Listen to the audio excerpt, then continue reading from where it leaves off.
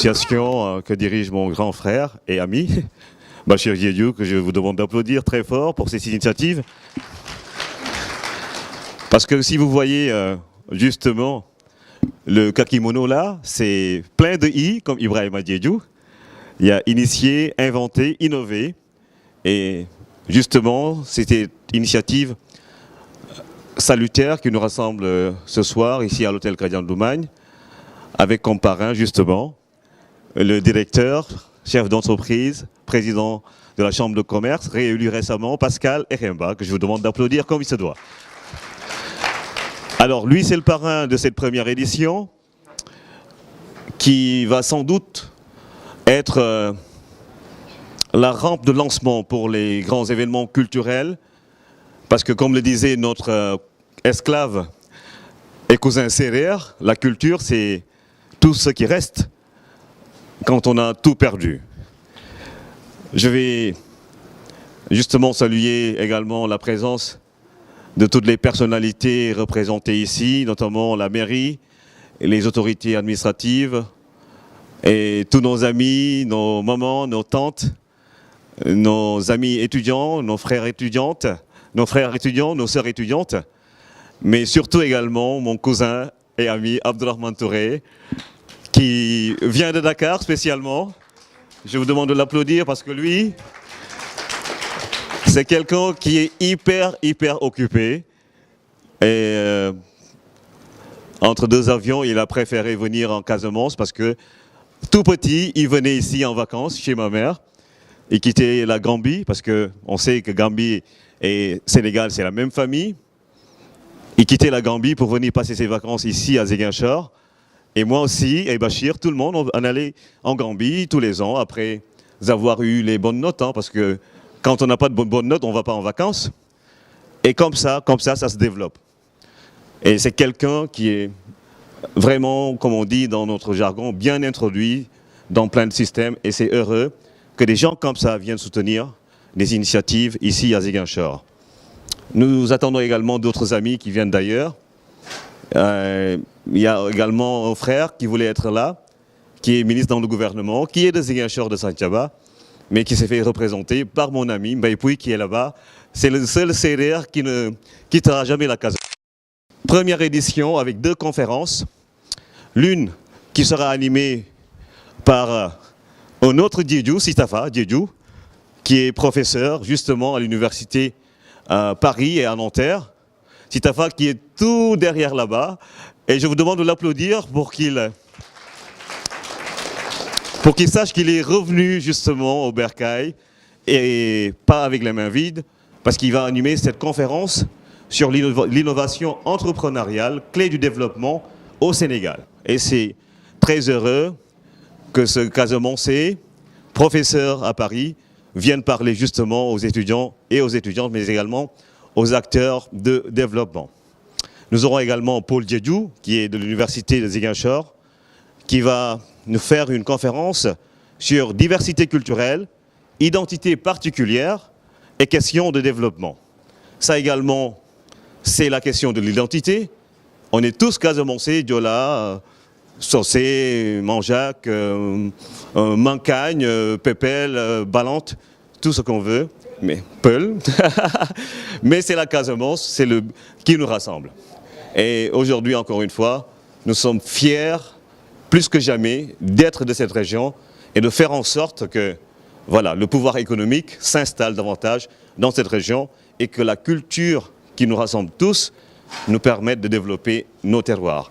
Merci en tout cas d'être venu en masse et je vais tout de suite introduire Bachir qui va faire la première allocution d'ouverture pour cette première édition. Je vous demande d'applaudir Bachir Diédhiou.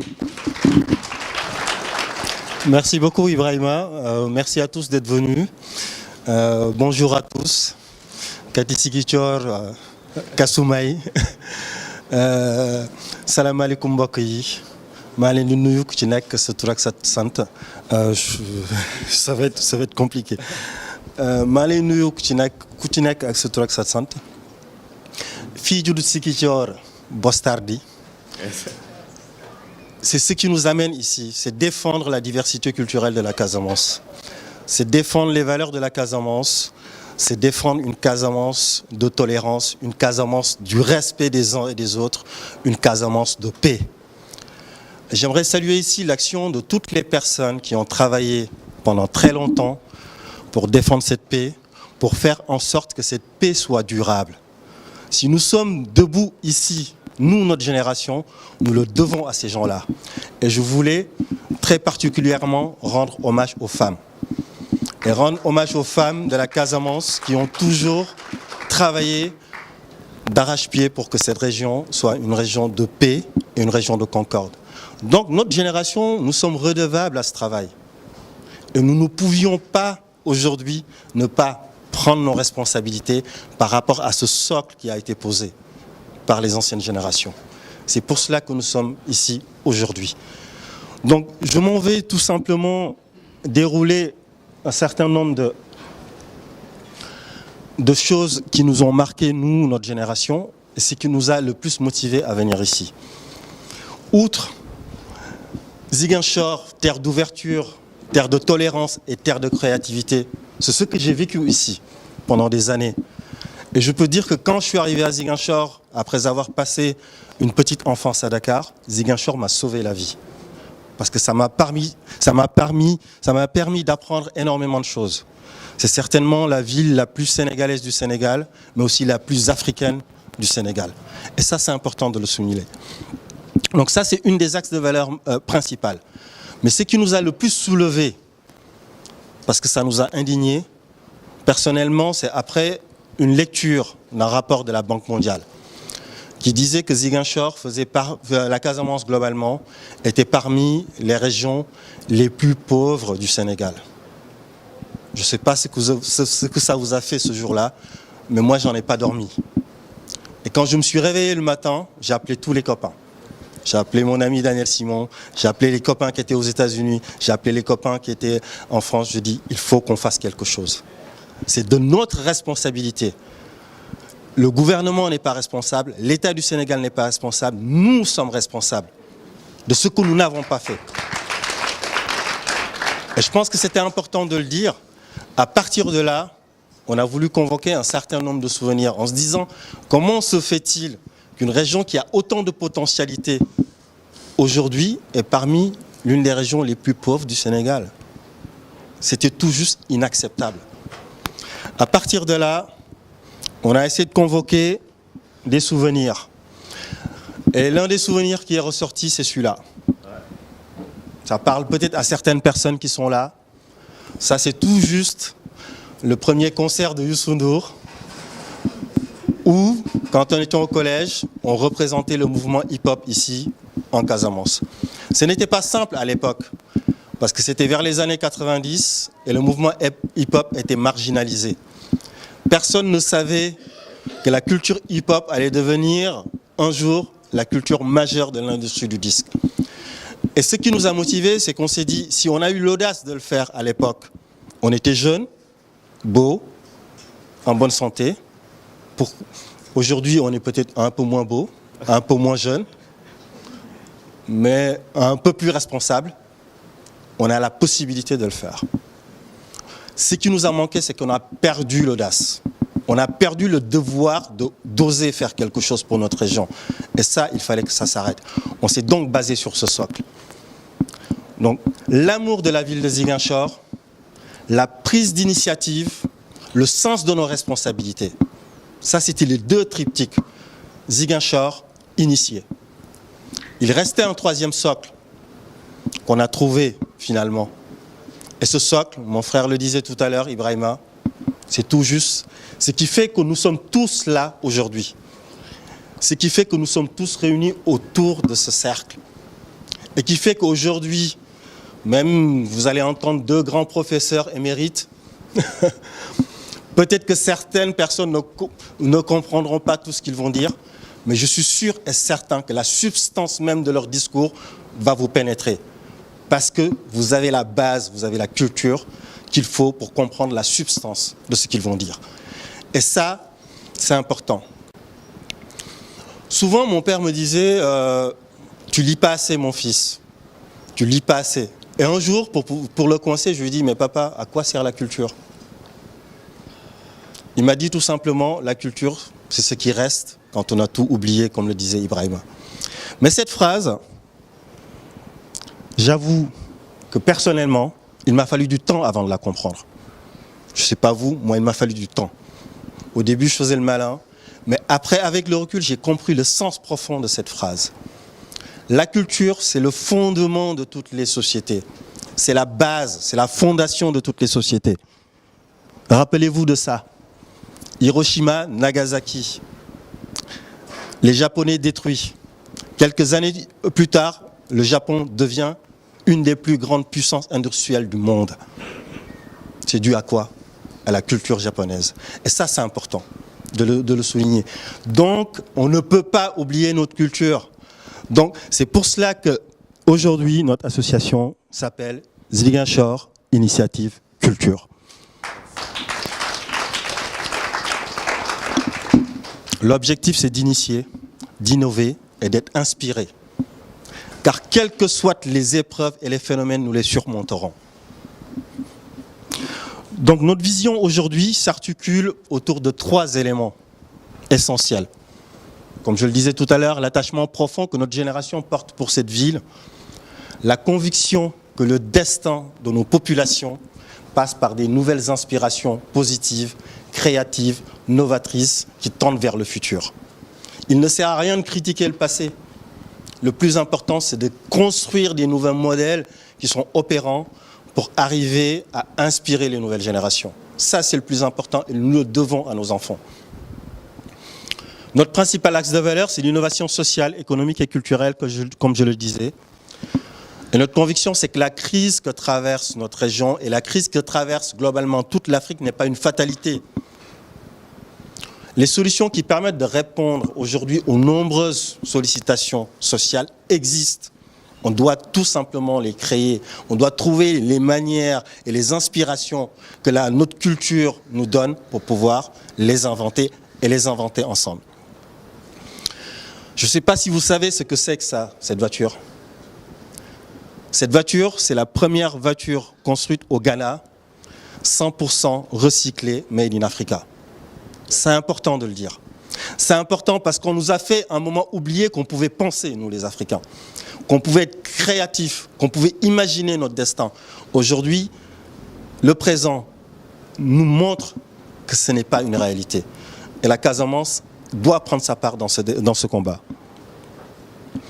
Donc nos différents projets, c'est le projet innovation sociale et économique. Donc ça, c'est le projet le plus important. C'est le projet qui nous a le plus motivés. C'est la colonne vertébrale. Parce que comme je le disais tout à l'heure, une fois que nos parents se sont battus pour que cette terre soit une terre bénie des dieux, nous devons prendre les initiatives économiques et sociales pour la rendre pérenne. Donc ce premier projet est très important. Le deuxième projet, c'est le projet dialogue et diversité culturelle. On a tendance à l'oublier ou on ne le dit pas assez. Ce qui se passe en Casamance n'existe qu'en Casamance. Moi, j'ai beaucoup voyagé un peu partout dans le monde. Et je peux dire que ce qui se passe ici, avoir des populations qui s'embrassent, qui se comprennent, qui parlent plusieurs langues, le Diola qui parle mandingue, le mandingue qui parle Peul, le Mandjak qui parle Diola, c'est très rare. C'est très inné. Et je pense que ce serait même intéressant que les anthropologues et les sociologues fassent un travail là-dessus. Et le troisième volet, parce que c'est normal, je suis un enfant de 2015, on est né dans l'informatique, on n'est pas né dans l'informatique, mais on baigne dans l'informatique. Il se trouve que je travaille dans l'informatique, c'est le projet numérique à interconnexion culturelle. Numérique pourquoi? Parce que tout simplement, aucune société aujourd'hui qui se respecte ne peut ignorer la part importante du numérique et de l'interconnexion culturelle que cela peut avoir avec les autres sociétés. Donc le projet numéro 1, il y a 2 initiatives dans le projet numéro 1. Un projet de crowdfunding. Un crowdfunding, c'est un terme un peu anglais, je m'en excuse. C'est tout simplement du financement participatif, c'est-à-dire du financement par la foule, par les amis de la Casamance, par les enfants de la Casamance pour soutenir des micro-projets. Et j'aimerais remercier ici et saluer M. Diatta, avec qui je travaille en partenariat, de l'association du GIE Apogne Anil, avec lequel on a travaillé depuis 6 mois à élaborer un projet pour accompagner nos premiers porteurs de projets qui sont là. Et je vous demande de les applaudir. C'est une première étape, mais on ira plus loin. Le deuxième projet, c'est un projet pour encourager les micro-entrepreneurs. Pourquoi les micro-entrepreneurs? Parce que tout simplement, quand on parle d'entrepreneuriat, tout le monde pense que voilà, l'entrepreneuriat, c'est tout de suite être Bill Gates, avoir des étages. Non, l'entrepreneuriat, c'est du micro-entrepreneuriat. C'est de l'entrepreneuriat à bas étage. Et Bill Gates a commencé dans son garage. Steve Jobs, quand il a commencé, il a dû vendre sa Volkswagen pour démarrer. Donc, il ne faut pas négliger les micro-entrepreneurs. Ce que vous faites, Jaikatu Marchei, Jaikatu Mbori, c'est important. Ça, c'est la base de la société. Au-delà de l'économie de survie, c'est eux qui portent l'économie. C'est eux qui travaillent. Vous pouvez avoir des investisseurs qui viennent investir dans la région, mais sans ces gens-là, sans la volonté de ces gens-là, l'économie n'avance pas. Donc nous, notre souhait, c'est de soutenir ces gens-là. Et les grands entrepreneurs, ils ont les grandes banques pour les soutenir, ils ont la chambre de commerce pour les soutenir, ils ont les grands financeurs pour les soutenir. Nous, on va se concentrer sur les micro-entrepreneurs. Le projet diversité culturelle. Le projet diversité culturelle, comme je le disais aujourd'hui, est fondamental. Est fondamental pour la survie de nos populations. Parce que le jour où on aura oublié qu'on est tous dans la même humanité et dans le même partage des valeurs, c'est ce jour-là que les problèmes commencent. Et il est important pour nous de faire un travail et de lancer un programme d'éducation à l'endroit des jeunes pour les éduquer à cette culture de la diversité, de la tolérance, du respect, de l'égalité homme-femme. Donc nous allons travailler avec les collèges, nous allons lancer un jeu concours qui va leur permettre d'être créatifs, d'imaginer des choses et de créer des choses qui sont en rapport avec la diversité culturelle, le respect, pour les encourager à aller dans ce sens-là. Parce qu'il n'y a que l'éducation qui peut nous sauver. Le deuxième projet, dans le projet diversité culturelle, c'est l'ouverture d'un camp de vacances qu'on appelle Ziguinchor, terre d'ouverture et de culture. Ziguinchor, terre d'ouverture et de culture, parce que tout simplement, c'est important de créer du lien. On ne peut pas être dans le même territoire et ne pas se rencontrer et ne pas se connaître. Quand on était jeune, il y avait les UASU, on se déplaçait, on allait à Saint-Louis, on se rencontrait. Aujourd'hui, il n'y a rien de tout ça. Et vous pouvez avoir un jeune qui naît à Dakar, qui grandit à Dakar, qui n'est jamais allé à Thiès, qui n'est jamais allé à Thiès, qui n'est jamais venu à Ziguinchor, qui n'est jamais allé à Kaolack. Ce n'est pas possible dans un territoire où on doit créer l'harmonie culturelle. Donc nous, on va lancer un petit camp pour commencer, qu'on appellera Ziguinchor, terre d'ouverture et de culture.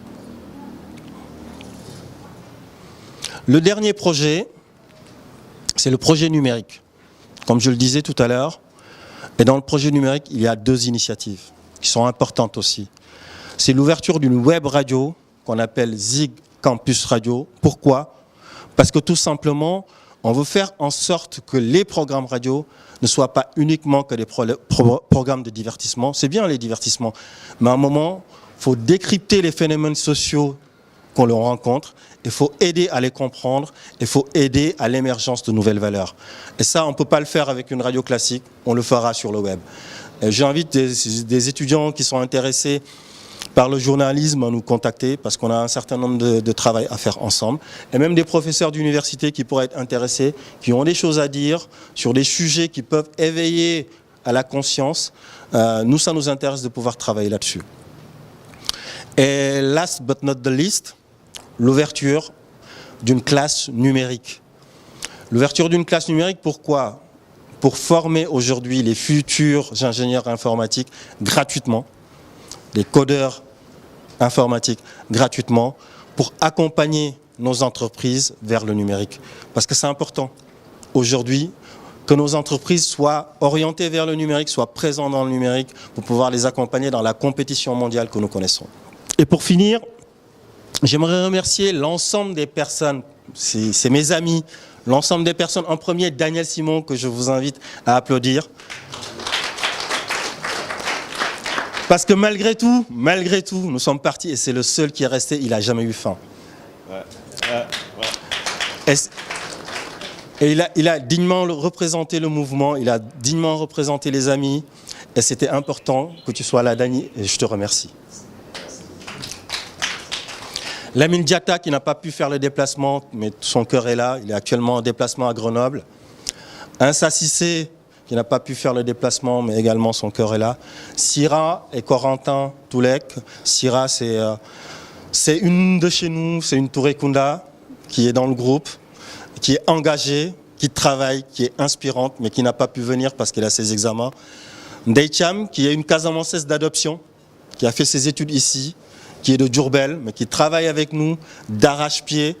C'est une journaliste. Vous allez regarder tout à l'heure notre site web. Elle a fait un article magnifique sur Ziguinchor. Même moi qui suis Ziguinchorois, je n'aurais pas pu faire mieux. Moustapha Barry, qui représente notre mouvement aux États-Unis, pareil, qui travaille sur des projets importants avec des Indiens actuellement, des projets d'architecture Djola. Mais il en parlera l'année prochaine quand il sera là, parce qu'il a prévu l'année prochaine d'être là. Et toutes ces personnes seront là. Et puis, le régional de l'étape, le plus Djola de nous, Claude Bonini, comme son nom ne l'indique pas, qui n'a pas pu faire le déplacement pour des raisons familiales. Donc toutes ces personnes-là, aujourd'hui, ne sont pas là, mais ils vous écoutent et vous verront. Donc j'aimerais aussi qu'on les applaudisse et qu'on les remercie de leur engagement. Et pour terminer, je me remercie Pascal Erhemba, parce que notre histoire, elle ne date pas de maintenant. Quand on a créé le premier mouvement hip-hop ici à Ziguinchor, il était le premier à croire en nous et à nous ouvrir ses portes. On était traités comme des marginaux. Lui voyait quelque chose que les autres ne voyaient pas. Si tu avais investi sur nous, tu serais milliardaire, Pascal. Mais c'était important et c'est pour cela qu'on a voulu le choisir. Parce que tout simplement, on veut que les gens sachent qu'on peut être Djola, Purtin, investir en Casamance et réussir en Casamance. Ce n'est pas une fatalité. Tout le monde peut réussir, tout le monde peut investir. Ce n'est pas une question de capital, ce n'est pas une question de finance. Et tout à l'heure, mon ami Sitafa Diédiou, lors de sa conférence, vous en parlera. L'investissement, l'entrepreneuriat, c'est une question de foi. Et la foi et la culture est plus importante que le capital. J'aimerais aussi remercier notre partenaire Simplon, Frédéric Bardot, qui a ouvert une école numérique à Montreuil, à Paris, pour former gratuitement des chômeurs, des personnes déscolarisées pour devenir des codeurs informatiques et qui nous accompagnent sur le projet numérique. Remercier mon entreprise, la boîte dans laquelle je travaille, la société Miel. Miel, pas comme du miel de Casamance, mais Miel comme informatique et logiciel, matériel informatique et logiciel. Son président, Roger Bonini, qui est un ami, qui m'a énormément soutenu, énormément accompagné pour ce projet. Et puis les collèges de la ville aussi, certains collèges de la ville qui ont accepté de travailler avec nous sur le projet de diversité culturelle. Merci beaucoup, merci à tout le monde, merci les amis d'être là, je ne peux pas citer tout le monde. Et maintenant, je vais passer la parole donc à notre ami Sitafa Diédiou pour la première conférence. Merci beaucoup.